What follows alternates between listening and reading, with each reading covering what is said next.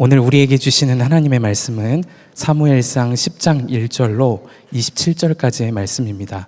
봉독은 1절로 9절과 24절만 하겠습니다. 사무엘이 기름병을 가져다가 사울의 머리에 붓고 그에게 입을 맞춘 다음에 이렇게 말하였다.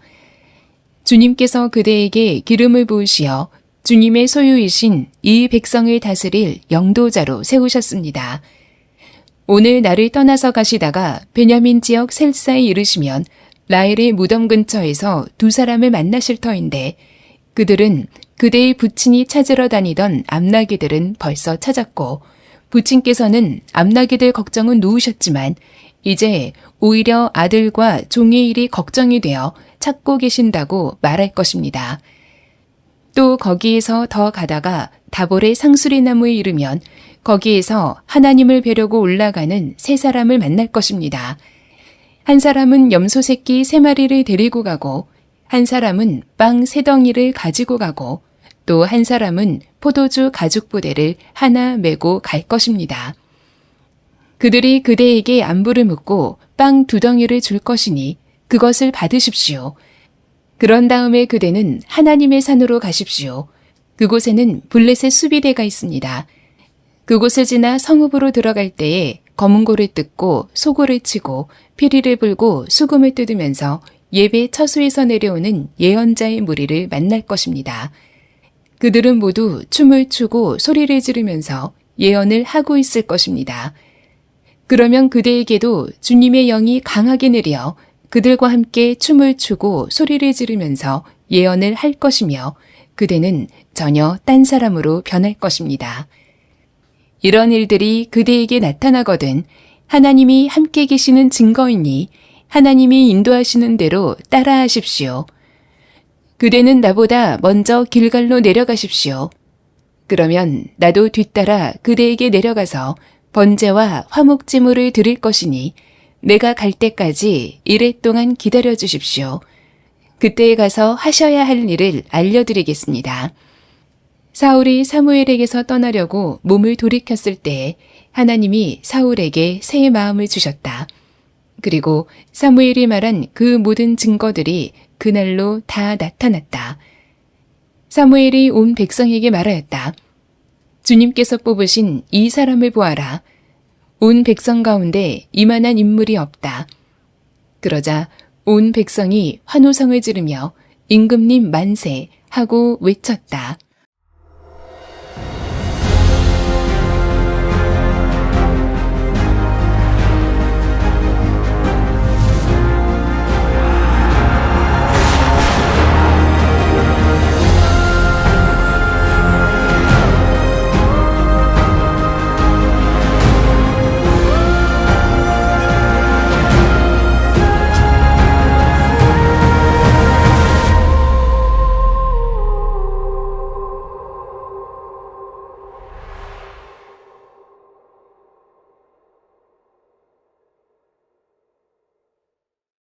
네, 오랜만에 사무엘상 시리즈로 돌아왔습니다. 하나님 마음에 맞는 사람 12번째 시간입니다. 차선에서 최선으로 인도하심을 믿으라 라는 제목의 말씀을 나누겠습니다.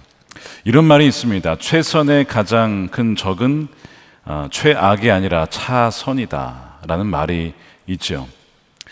최악과 최선을 구별하는 것은 그렇게 어렵지 않을 수 있지만 최선과 차선을 구별하는 것은 참 쉽지가 않습니다. 우리의 삶이 복잡하기도 하고 변수가 많기도 하고 우리의 지식과 한계가 있기 때문에 정말 좋은 길이 무엇인지 선한 길이 무엇인지는 많은 지혜가 필요합니다.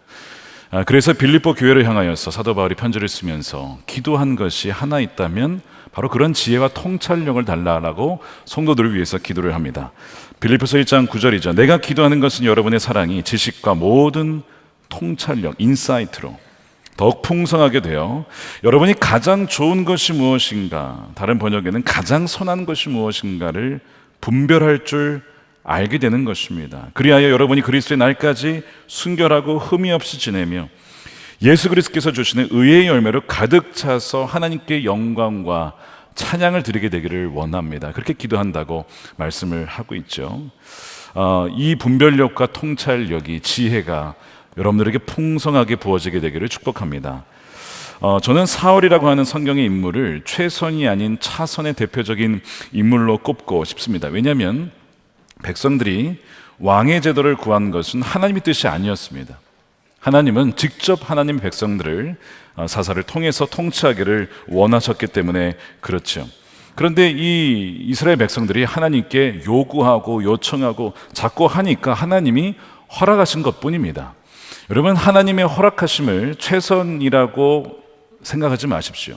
그게 최선일 때도 있지만 하나님의 최선과 하나님의 허락하심은 동의어는 아닙니다.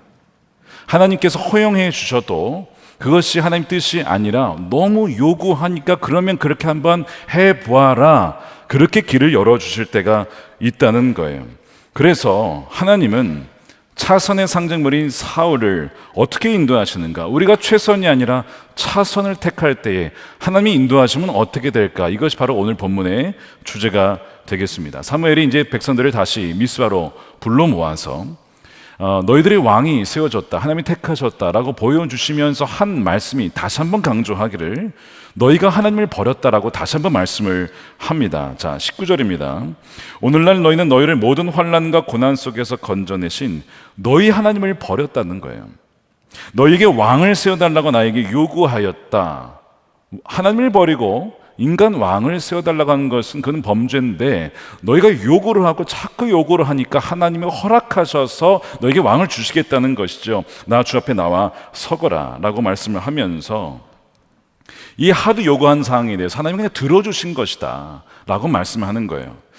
이 백성들은요, 하나님이 가장 좋은 것을 주어도 이것이 좋은 것인지를 분별할 줄 아는 능력이 없었습니다. 아이들에게 이 음식이 좋은 거야, 나물을 먹습니까?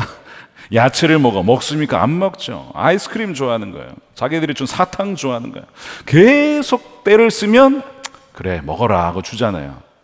이거 허락하심이 반드시 최선은 아니라는 것을 말씀해 주고 있는 것이죠. 그러니까 하나님께서 길을 열어주셨다고 해서 그것이 하나님의 인도하심이라고 여러분 섣불리 결정하지 마시기 바랍니다. 지난주에 요나 이야기를 우리가 뮤지컬 통해서 봤잖아요. 하나님께서는 니느웨로 가라.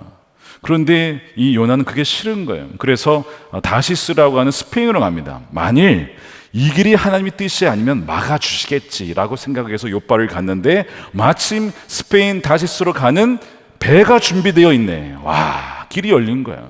아니 뭐 하나님이 아니면 막아주시겠지. 근데 길이 열리니까 배를 타고 간 거 아닙니까? 그러다가 뭘 만나요?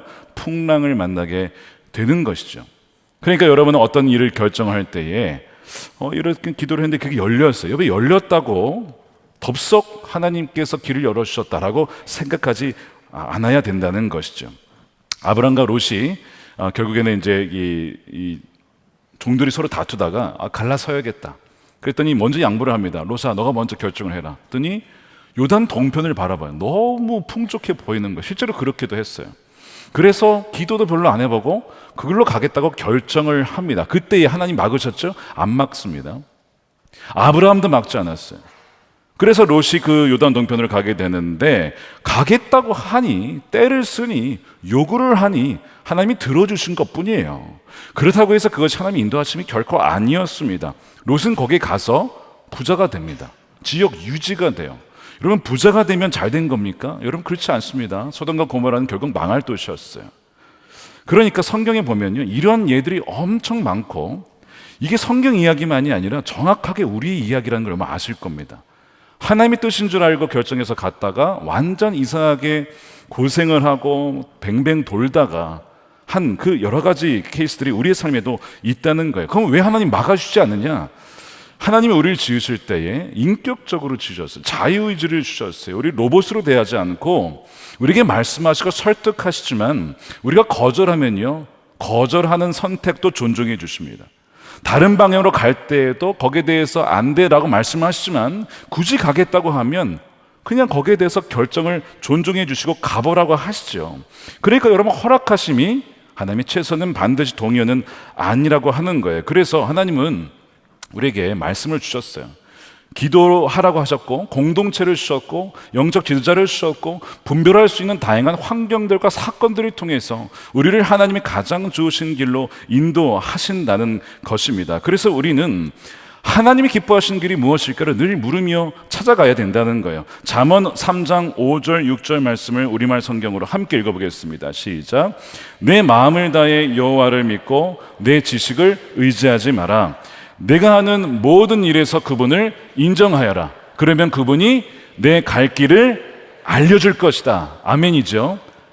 그분을 인정하고 범사에, 우리가 하는 작은 사소한 일부터 중요한 일까지 범사에 주님 알려주십시오, 주님 말씀해 주십시오, 주님 이것은 어떻게 해야 됩니까? 묻고 의논할 때에 마치 다윗이 시편 27편에서 4절 그 보시면 내가 주의 성전에 나아가서 주님과 의논하면서 주님께 물으며 들으며 살기를 원합니다라고 했던 것처럼, 그렇게 나아갈 때 주님께서 그 앞길을 인도해 주신다는 거예요. 지혜를 구하면 꾸짖지 않고 후히 주시는 하나님의 지혜를 하나님 부어 주신다는 것이죠. 하나님의 지혜가 여러분들에게 부어지게 되기를 주님의 이름으로 축원드립니다. 몇 년 전에 어떤 분이 찾아오셔서 사업을 하시는데 자기 자녀가 무역업을 하시는 거예요. 코로나가 아직 끝나기 전이었는데 이 무역업을 작게 했는데 참 잘 되더래요. 여러분, 잘 되면 어떤 마음이 들어요? 좀 더 크게 해보고 싶은 마음이 들어요. 이거 안 들면 많이 사람 다니죠. 잘 되는데 더 크게 하고 싶은 마음 왜 안 들겠어요? 그런 마음이 들 때에 마침 투자자가 나온 거예요. 더 크게 해보자 이거를. 하나님 인도하시는 거 아니겠습니까? 그렇죠? 그럴 때가 많이 있어요. 그래서 크게 해보려고 하는데 그래도 기도해 봐야지 해가지고 기도를 하면서 저를 찾아와서, 목사님 이거를 투자를 받아서 크게 해야 됩니까? 말해 저렇게 물어보시는 거예요. 제가 뭐라고 할게요? 저도 몰라요. 제가 그걸 어떻게 알아요? 제가 점쟁이도 아니고 제가 하나님도 아니고. 대신에 제가 이런 이야기를 말씀을 드렸습니다. 하나님의 뜻이 지금 이 사업을 크게 하시는 것일 수도 있습니다. 그러나 아닐 수도 있습니다. 지금일 수도 있고 나중일 수도 있습니다. 그리고 아예 아닐 수도 있습니다. 그러니 크게 하신다는 것을 정해놓고 기도하지 마십시오. 왜 크게 하시려고 하는지 마음의 중심과 동기를 한번 살펴보십시오. 왜냐하면 우리 마음에 욕심과 탐욕이 들면 분별력이 떨어지고 거기에 바로 사탄이 틈타기 때문입니다. 그러니까 왜 이것을 크게 하려고 하는지, 혹시 그것이 나의 돈 욕심은 아닌지 혹여나 그렇게 유혹당할 수 있으므로 더 기도해 보시고 분별해 보시면 좋겠습니다 라고 이제 기도를 해드렸어요. 이게 약간 좀 애매하죠. 뭔가 축복하는 것도 아니고 아닌 것도 아니고. 그래서 그러는지 이게 한동안 소식을 못 들었습니다, 제가. 그러다가 최근에 들었어요. 최근에. 목사님 그때 기억나시냐고. 그때 기억나죠. 어떻게 됐어요? 목사님 그때 그분이 사기꾼이었습니다. 했으면 큰일 날 뻔했습니다. 안 했대요, 다행히. 제가 그 얘기를 들으면서 정말 우리의 어떤 그 욕망과 욕심에 그를 보고 달려드는 사탄이 있다는 거 다시 한번 알게 됐어요. 좀 다른 케이스인데 이제 2부 예배 끝나고 어떤 분이 찾아오셨어요. 목사님 오늘 말씀 들어보니까 정확하게 저는 이것이 저의 이야기고 100% 200% 공감합니다. 왜 그러십니까? 제가 10년 전에 잘못된 결정으로, 그러니까 아마 뭔가 투자를 잘못하죠. 잘못된 결정으로 우리 집안들이 다 뿔뿔이 흩어졌습니다. 한국에 못 살고 다 흩어져 살게 됐습니다. 그때 그 아픔으로 인하여서 다 흩어져 사는데 그리고 하나님은 은혜를 주셔서 지금 이렇게 살아갑니다 라고 하시는 이야기를 저한테 해주시는 거예요. 여러분, 우리가 범사의 주님을 의지하고 주님께 나아가면서 우리는 부족합니다, 우리는 미련합니다, 우리는 지식이 없습니다 라고 인정하면서 주님께 나아가면 하나님께서 그 마음을 인도하시죠. 왜? 우리 안에 성령이 계시니까요. 가장 좋은 것을 주시길 원하시잖아요. 우리에게 뱀을 주기를 원하시는 게 아니라 생선을 주기를 원하시잖아요.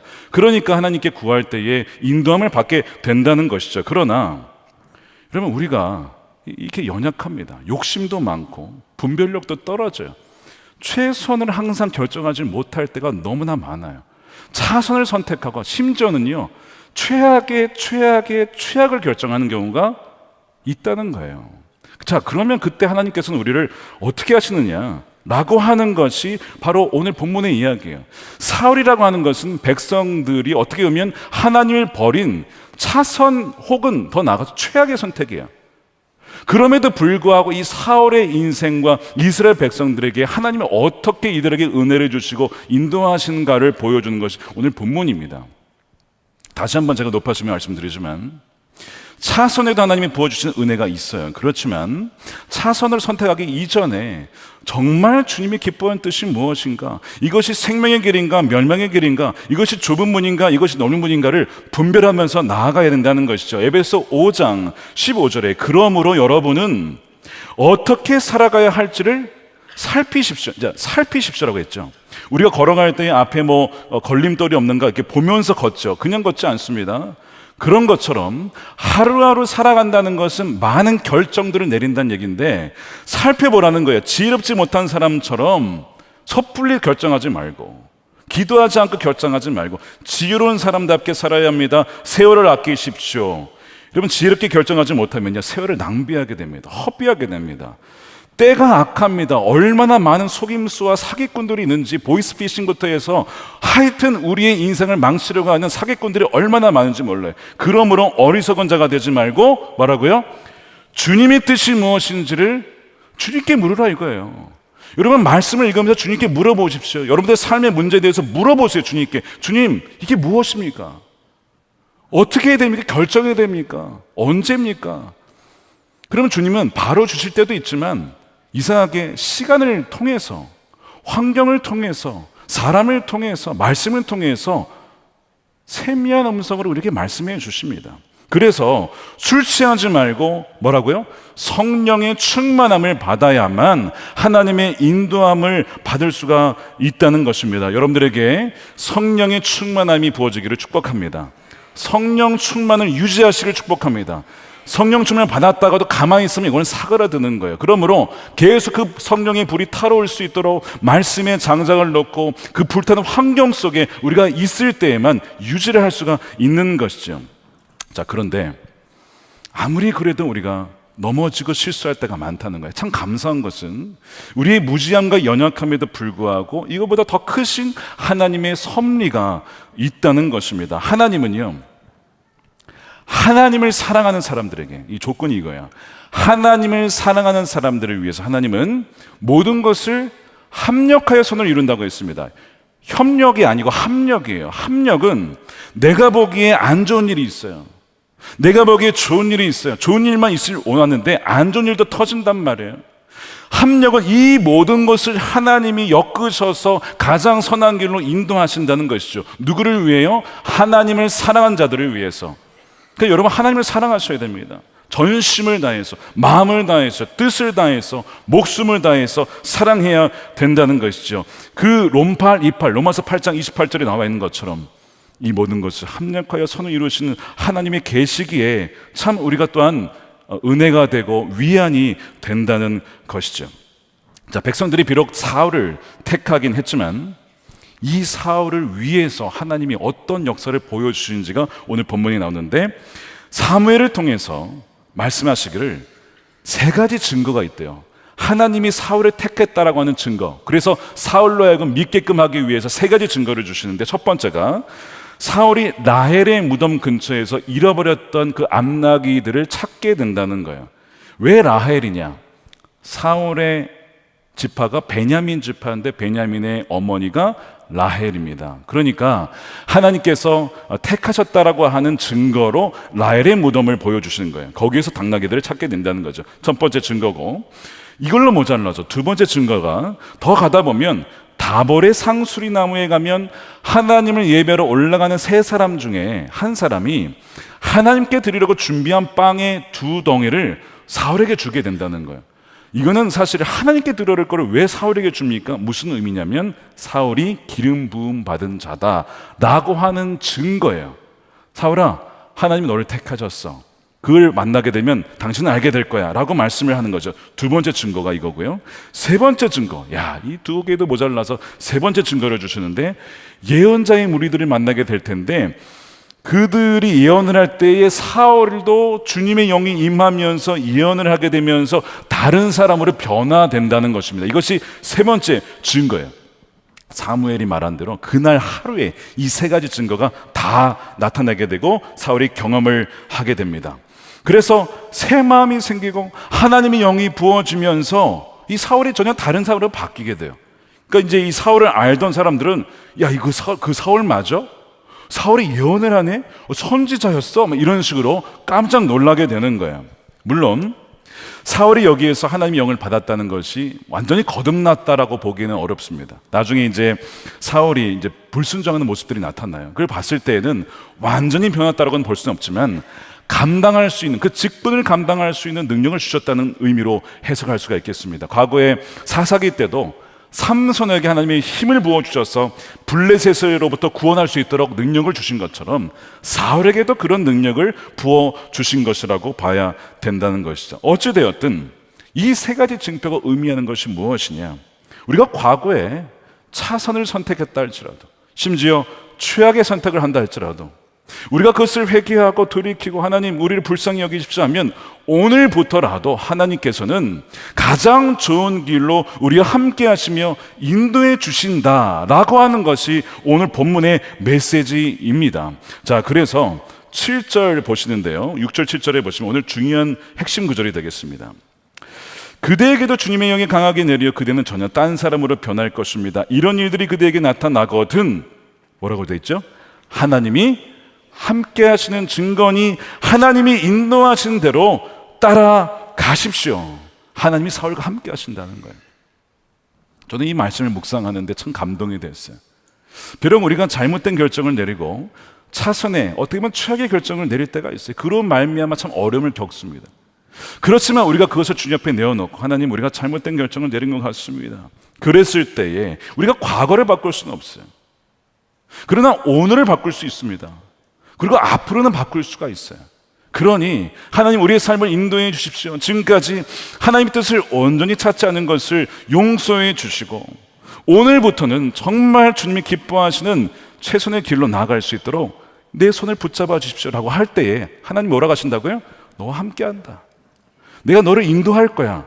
그러니까 나에게 순종해 와 라고 주님은 오늘 우리에게도 이 말씀을 통해서 여러분 모두에게 주시고 있는 것입니다.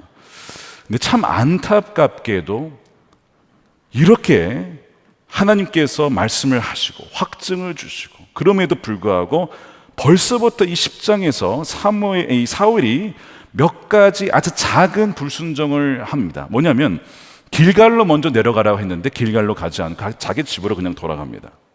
이게 첫 번째예요. 두 번째, 자신이 왕으로 부름 받았는데도 여전히 믿지 못합니다. 그래서 집에 갔더니 이제 삼촌이 그런 얘기를 하는 거예요. 삼촌이 사무엘 선지자가 무슨 말을 했느냐 했더니 이 모든 어마어마한 일은 다 싹 빼놓고 암낙이 찾았습니다. 그 얘기만 하는 거예요. 그 얘기는 한편으로 보면 내가 이제 아직 기름 부음 받은 것에 대해서 겸손한 것이라고 볼 수도 있겠지만 아직 못 믿는 겁니다.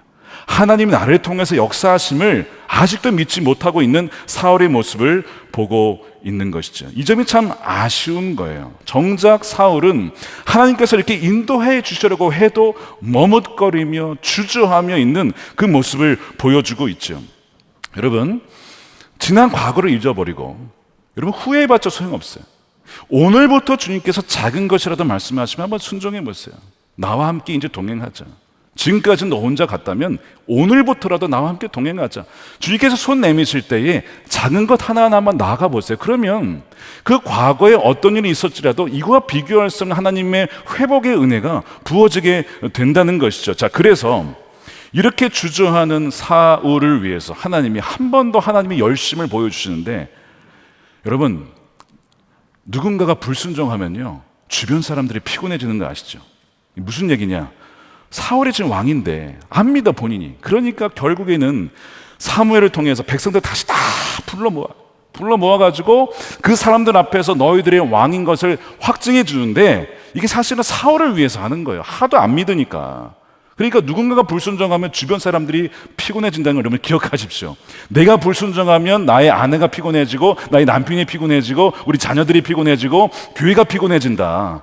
그러니까 여러분 민폐 끼치시면 안 되는 거예요. 순종하라고 할 때에 순종해야만 다른 사람들도 평안해지는 겁니다. 자, 그 순종하지 않는 또 확실 없는 사울을 위해서 다 힘들게 또 미스바에 다 모여가지고, 아니 거기가 좀 약간 사막지대 아닙니까? 얼마나 더웠을까. 하여튼 모여가지고, 자, 너희들을 위해서 왕을 뽑았다. 자, 모여라.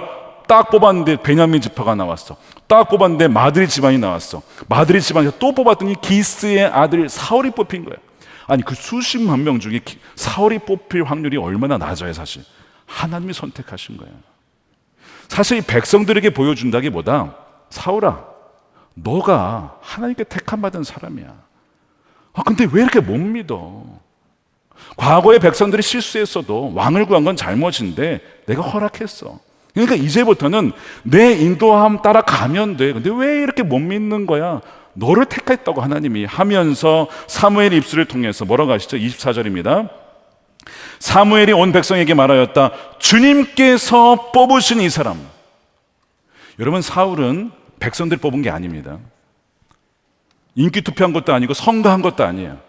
주님께서 뽑으셨어요. 물론 백성들이 요구하긴 했지만 뽑은 것은 주님이 뽑으셨습니다. 온 백성 가운데 이만한 인물이 없다. 그러자 온 백성이 환호성을 치며 임금님 만세하고 외치는 거야. 자, 이때 사울은 어디 있었습니까? 없어요. 또 사울은 야, 사울 어디 있어? 없는데요. 사울이 없는데 자기네끼리 지금 막 박수치고 있는 거야. 그래 하나님께 물어봤더니 짐짝 사이에 숨어 있다. 그래가지고 사울을 데리고 와서 숨어 있는 사울을 데려다가 딱 쓰니까 키가 크잖아요. 백성들보다 훨씬 큰 거야. 어떻게 보면 겸손한 모습이라 볼 수 있지만 한편으로는 믿음이 없는 거예요. 자신이 없는 거예요. 하나님이 부르셔도, 하나님이 너와 함께 하신다고 하셔도 믿지 못하는 이 사울의 모습을 보게 돼요. 자, 이게 보여주는 것이 무슨 의미냐? 다시 한번 정리합니다. 차선을 최선으로 인도하시는 것은 하나님의 역할이고요, 그렇게 인도하실 때 우리가 믿음으로 순종하는 것은 우리의 역할입니다. 우리의 역할. 거기에 우리가 순종하지 않으면 아무리 차선을 최선으로 하나님이 인도하시려 해도 안 되는 겁니다. 안 되는 거예요. 그러니까 여러분들이 지금 내가 믿음으로 순종하고 응답해야 될 것이 무엇일까를 고민하셔야 돼요. 지난 과거 잊어버리십시오. 과거에 내가 어떤 차선과 최악을 선택할다 할지 후회하지 마십시오. 이미 지나간 거 어떡하겠어요.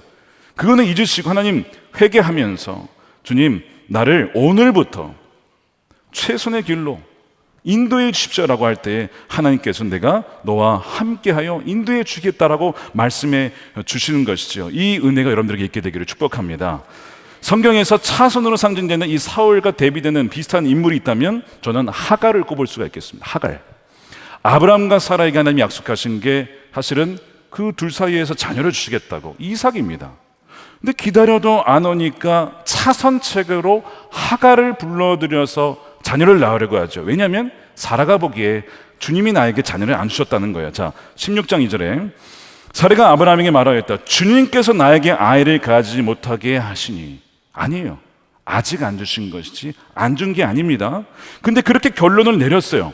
그래서 차선책으로 나의 여정과 동침하여 자손을 이어가게 해주십시오 라고 했을 때 아브라함이 동의를 하는 거예요.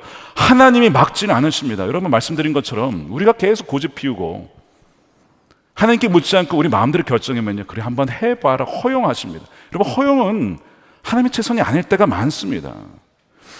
어떠한 제약도 없으니까 결국 하갈을 통해서 임신을 해서 자녀가 이제 생긴 거예요. 이것 때문에 이제 하갈이 사라를 또 무시하니까 이것 때문에 또 사라가 아브라함을 욕하면서 부부싸움이 일어나고 결국에는 사라가 하갈을 학대하면서 하갈이 쫓겨나게 되죠.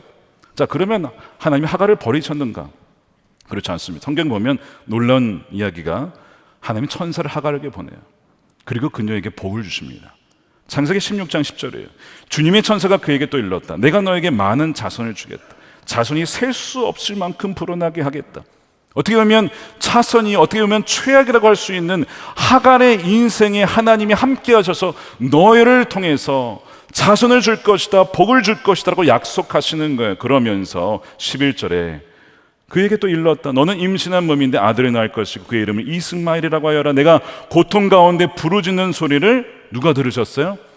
주님께서 들으셨기 때문이다. 하갈의 기도도 하나님이 들으셨어요. 그래서 하갈이 하나님 뭐라고 하냐면 나를 보살펴 주시는 하나님, 나를 살피시는 하나님, 나를 지켜보시는 하나님이라고 그렇게 고백을 합니다. 하갈에게도 하나님의 은혜를 부어주시는 거예요. 아브라함과 사라에게 있어서 하갈은 차선, 어떻게 보면 잘못된 결정이었지만, 그래서 그것 때문에 13년의 하나님의 침묵기가 흘러요. 하나님 말씀 안 하십니다. 그래서 아브라함의 인생에 86세에서 99세 사이가 없어요. 성경이 기록이 안 돼 있습니다. 그 기간을 통해서, 침묵 기간을 통해서 어떻게 보면 징계를 받은 것일 수도 있어요. 그렇지만 이 기간을 통해서 아브라함의 믿음이 견고해 줍니다. 내가 잘못된 결정 때문에 하나님께서 침묵하셨구나. 내가 잘못된 결정을 내렸구나. 그러니까 그 기간을 통해서도 하나님 그것을 바꾸셔서 아브라함의 믿음이 더 주님께 뿌리 내릴 수 있는 기간으로 삼아주시고, 13년 지나서 99세가 되어서 하나님이 나타나시죠. 아브라함아, 너 이제 완전해야 된다. 지금까지는 왔다 갔다 살았지만 이제 아니야. 그랬을 때 아브라함이 믿어요. 그리고 1년 뒤에 아들을 낳게 돼요. 그리고 나중에 이삭 바치러 갔을 때 주저하지 않고 하나님께 드리죠. 아니, 어떻게 이런 믿음이 갑자기 바뀌었냐고. 23년의 단련 기간이, 징계 기간을 통해서 하나님은 다루셨던 것이죠. 그러니까 잘못된 결정도 하나님께서는 바꾸셔서 최선의 길로 인도해 주신 거예요. 아까 소돔과 고모라 롯의 이야기로 돌아가 보면요, 차선이 아니라 사실 최악의 결정이었어요. 소돔과 고모라를 갔는데 이제 멸망당하는 거예요. 그래서 롯이 잘못 결정했지만 하나님은 롯을 가만 놔두지 않습니다. 두 천사를 보내셔서, 이제 롯이 그 두 방문객, 천사인 줄 몰랐죠. 환대해서 영접했는데 글쎄 이 도시를 멸망시킨다는 이야기를 듣습니다. 근데 듣고도 못 믿는 거예요. 계속 머뭇거려요. 그러니까 롯은 최악의 결정을 하는 대표적인 인물입니다. 그러니까 결정장애도 있고 결정도 제대로 못해요. 그런데 하나님이 롯을 버리지 않습니다. 뭐라고 하냐면요, 창세기 19장 16절에 그런데도 롯이 꾸물거리자. 누구 닮았어요? 우리 모습 닮지 않았습니까? 주님이 분명히 말씀 주셨는데 계속 꾸물거리고 이게 맞는지 막 꾸물꾸물 거리니까 뭐라고 하냐, 이제 말을 더 안 하고 두 사람은, 그 천사가 롯과 그의 아내와 두 딸의 손을 그냥 확 잡아 끄는 거예요. 너 여기 올 때 마음대로 왔지. 너 이제 나가야 된다는데 안 나갈 거야. 말로 안 되니까 이제는 손을 잡아서 끌어요. 지금까지 너 마음대로 살았지만 오늘부터는 이제 주님과 동행해야 되지 않겠냐. 하나님이 그의 손을 붙잡아 주십니다.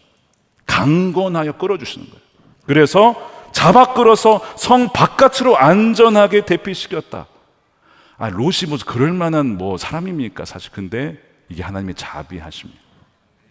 주님께서 롯의 가족에게 자비를 베푸신 것이다. 사실 이 배경에 누가 있었어요? 아브라함이 기도를 해줬죠.